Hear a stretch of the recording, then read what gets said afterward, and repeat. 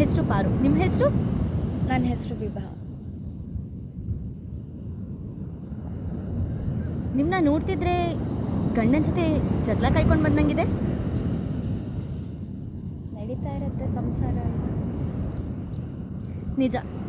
ಅದೇ ನೋಡಿ, ಸಮುದ್ರ ನೋಡೋಕೆ ಎಷ್ಟು ಖುಷಿ ಆಗುತ್ತೆ ಅಲ್ಲ. ಒಂದ್ಸತಿ ಅಲೆ ಜೋರಾಗಿ ಬರುತ್ತೆ, ಇನ್ನೊಂದ್ಸತಿ ಕಾಮ್ ಆಗುತ್ತೆ. ನಾವು ಕೂಡ ಹಾಗೇನೆ. ಒಬ್ರು ಕಿತ್ತಾಡ್ತಾ ಇದ್ರೆ ಇನ್ನೊಬ್ರು ಸಮಾಧಾನವಾಗಿರ್ಬೇಕು. ಈ ಸಮುದ್ರ ಥರಾನೇ. ಹೇಗೆ ಒಂದ್ಸತಿ ಅಲೆ ಜೋರಾಗಿ ಅಪ್ಪಳಿಸುತ್ತೆ, ಇನ್ನೊಂದ್ಸತಿ ಕಾಮ್ ಆಗುತ್ತಲ್ಲ, ಅದೇ ರೀತಿ. ನೀವು ತಪ್ಪು ತಿಳ್ಕೊಳ್ಳಲ್ಲ ಅಂದರೆ ಒಂದು ಮಾತು ಹೇಳ್ತೀನಿ. ಅವಾಗಿಂದ ನಾನು ನಿಮ್ಮನ್ನ ನೋಡ್ತಾನೆ ಇದ್ದೆ. ಮೋಸ್ಟ್ಲಿ ನಿಮ್ಮ ಗಂಡನೇ ಅನ್ಸುತ್ತೆ. ಕಾಲ್ ಮಾಡ್ತಾಯಿದ್ರು, ನೀವು ಕಟ್ ಮಾಡ್ತಾಯಿದ್ರಿ. ಅದೇ ಅವ್ರನ್ನ ನೋಡಿ ಎಷ್ಟು ಖುಷಿಯಾಗುತ್ತೆ ಅಲ್ಲ ಅವ್ರನ್ನ ನೋಡೋಕ್ಕೆ. ಖಂಡಿತ ನಾವು ಆ ಸ್ಟೇಜ್ಗೆ ಹೋಗಬೇಕು ಅನ್ಕೋತೀವಿ. ಆದರೆ ಈಗೋ ಸೋಲ್ಬೇಕು, ಪ್ರೀತಿ ಗೆಲ್ಲಬೇಕು.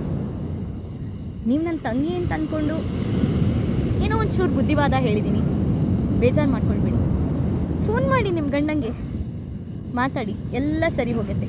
ಆಗಲೇ ನೋಡಿದ್ರಲ್ಲ, ನಾನು ನನ್ನ ಗಂಡನ ಜೊತೆ ಕಿತ್ತಾಡ್ತಾ ಇದ್ದೆ. ಮದುವೆ ಅಂದ್ರೇ ಅಷ್ಟೇ, ಪ್ರೀತಿ ಅಂದ್ರೇ ಇಷ್ಟು. ಕಿತ್ತಾಟ ಎಲ್ಲ ಇದ್ದಿದ್ದೇನೆ, ನಮ್ಮೋರೇ ಅಲ್ವಾ, ಕ್ಷಮಿಸ್ಬೇಕಾಗತ್ತೆ. ಬೇಜಾರು ಮಾಡ್ಕೊಳ್ಬೇಡಿ. ಸಿಗ್ತೀನಿ. ಬಾಯ್.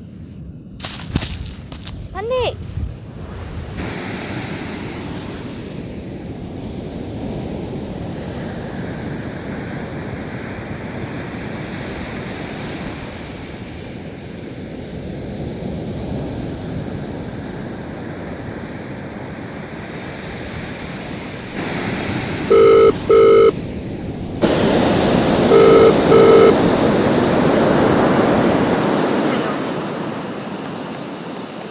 ಸಾರಿ, ನಾನು ಈಗಲೇ ಮನೆಗೆ ಬಂದೆ.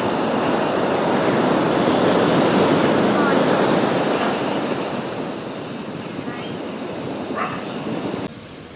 ನಮ್ಮ ದೇಶದಲ್ಲಿ ಅಂದಾಜಾಗಿ ಪ್ರತಿದಿನ 200-300 ಡಿವೋರ್ಸ್ ಆಗ್ತಿದೆ. ಅಂದರೆ ವರ್ಷಕ್ಕೆ ಸುಮಾರು 1 ಲಕ್ಷ ಜನ ಡಿವೋರ್ಸ್ ತಗೋತಿದ್ದಾರೆ.